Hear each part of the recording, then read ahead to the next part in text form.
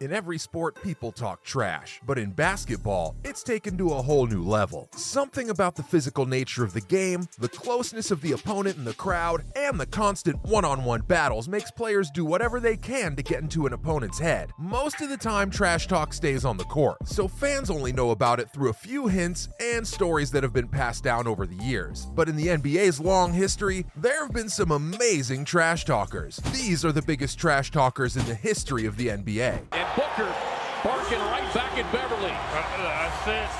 He's down by House. Gives to Westbrook. It counts. Smarter than that. He understands that when he watched tape. But the argument... Rasheed Wallace seems to have never stopped talking while on the court. Wallace was known for never keeping his mouth shut. He would talk trash to his opponents, the refs, and even his teammates during practice. In fact, this is one of the main reasons why he was the player with the most technical fouls over the course of his career. So Rasheed is known as one of the biggest trash talkers in NBA history, even though he doesn't talk about other players' personal lives. The two of them jawing at each other. Thompson counted and one. And Morris yells into Thompson's face. Justice Winslow is having the night of his career in the play. Gary Payton was one of the best point guards in NBA history, and he also became one of the best trash talkers in the league's history. In fact, Payton had a plan for jawing. He would be aggressive and try to get his opponents in trouble with the rules by getting them in trouble for fouls. He also said that he would go after certain players, like Bobby Hurley, and avoid others, like Michael Jordan, and that almost no subject was off limits. With this well-thought-out and well-executed strategy, plus his impressive skills and defensive tenacity, the Glove is easily one of the best trash talkers in NBA history. A little conversation under the basket because an inadvertent kick. Hits it. Arms and legs. And it's the rotation over by Johnson. Before Ron Artest came along, Dennis Rodman was known as the NBA's crazy man because of how crazy he was on and off the court. Still, he was a lot like Artest in a number of ways. First of all, Rodman's physical style of play went to a whole new level when he started taking trash shots. He would often tease and argue with his opponents, whether they were average players or stars. Also, the forward with a big mouth tried his hand at professional wrestling, where he was able to show off his trash talking even more. Rodman's without a doubt one of the best trash talkers of all time. He went beyond basketball to become a pop culture icon, mostly because he was willing to talk trash and irritate his opponents.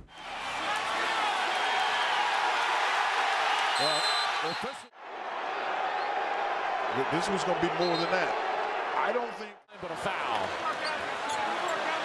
And Beverly getting into Durant's face. Charles Barkley is now an opinionated studio analyst for TNT's NBA coverage, but he kept his trash-talking skills from when he was a player. But as a player, Barkley was known for being able to talk at best. Also, he didn't think any player was out of bounds, as shown by the fact that he went up against Michael Jordan. He was willing to get under the skin of often bigger opponents, and if necessary, take it to the next level. This do-whatever-it-takes approach to trash-talking is what led Barkley to make his now famous "I'm not a role model" Nike commercial. So, if you look at all of Barkley's work, it's clear that he was one of the biggest and best trash talkers in NBA history.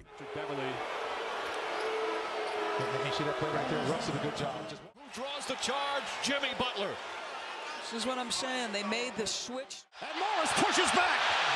Paul George gets in there. The officials do as well. Reggie Miller's a good example of a player who could often get under the skin of his opponents. On the court, he was always talking trash and being overly dramatic, trying to get his opponents to make stupid fouls. Also, when people tried to argue with him, he'd often step up to the plate and do even better. Reggie would often go back and forth with New York Knicks guard John Starks, who once headbutted Miller. He also went up against Knicks celebrity fan Spike Lee, who he would often taunt by making the choke sign and talk trash to after big plays. Even though Reggie tries to hide this part of his past and show himself as a good player in his current job as a TNT commentator, there's no doubt that he was one of the biggest trash talkers in the history of the game.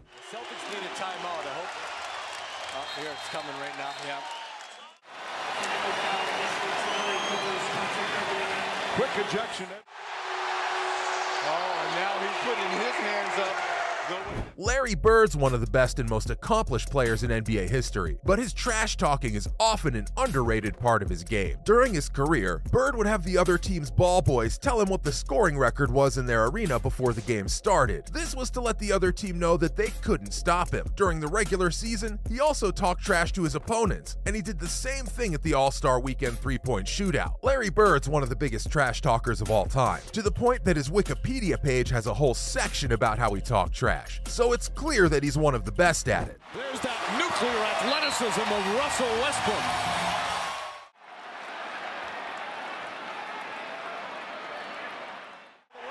And the crowd loves it. Now Canner getting in his face.